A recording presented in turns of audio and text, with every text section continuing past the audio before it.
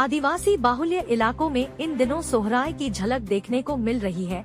इसकी तैयारियों को लेकर आदिवासी समाज के लोगों ने अपने घरों को सजाना शुरू कर दिया है।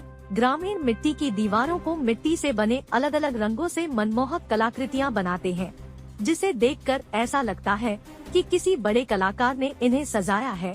संथाल समाज सोहराय पर्व को प्रमुखता से मनाते हैं। 5 दिनों मनाए जाने वाला यह पर्व कृषि से जुड़ा हुआ है। घरों का रंगरोगन करना व सजाना उनकी परंपरा है। इस पर्व में पशु की पूजा होती है। पशुओं को सजाकर उन्हें गांव-गांव घुमाया जाता है तथा पूजा अर्चना भी की जाती है। आदिवासी बाहुल्य इलाकों में इन दिनों सोहराय की झलक देखने को मिल रही है। इसकी तैयारियों को लेकर आदिवासी समाज के लोगों ने अपने घरों को सजाना शुरू कर दिया है। ग्रामीण मिट्टी की दीवारों को मिट्टी से बने अलग अलग रंगों से मनमोहक कलाकृतियां बनाते हैं, जिसे देखकर ऐसा लगता है कि किसी बड़े कलाकार ने इन्हें सजाया है। संथाल समाज सोहराय पर्व को प्रमुखता से मनाते हैं। 5 दिनों मनाए जाने वाला यह पर्व कृषि से जुड़ा हुआ है। घरों का रंगरोगन करना व सजाना उनकी परंपरा है। इस पर्व में पशु की पूजा होती है। पशुओं को सजाकर उन्हें गांव-गांव घुमाया जाता है तथा पूजा अर्चना भी की जाती है।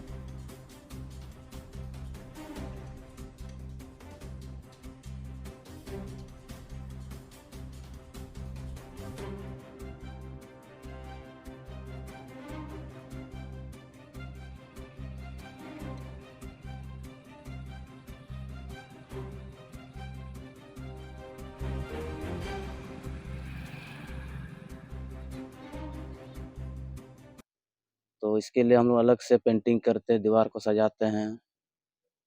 बस यही 3 दिन का पर्व चलता है। कब से शुरू हो रहा है ये पर्व? अभी तो चल रहा है, कल से शुरू हुआ है और कल तक चलेगी 3 दिन। 3 दिन का पर्व। जी। क्या नाम हुआ आपका? सुशील हांसदा। ये कौन सा गाँव है? ये हमारा पाथर चाकड़ी है जो पोटका प्रखंड में पड़ता है। शंकरदा पंचायत, मटकू पंचायत है हम लोगों का। क्यों मनाते हैं इस त्योहार को? क्या इसका उद्देश्य होता है? ये तो हम लोगों का बोलेंगे तो बैल सब जो होता है, गोरु सब, स्पेशल उसके लिए मनाते हैं। कल कल हम लोगों ने पूजा किए उसका जाहिर में।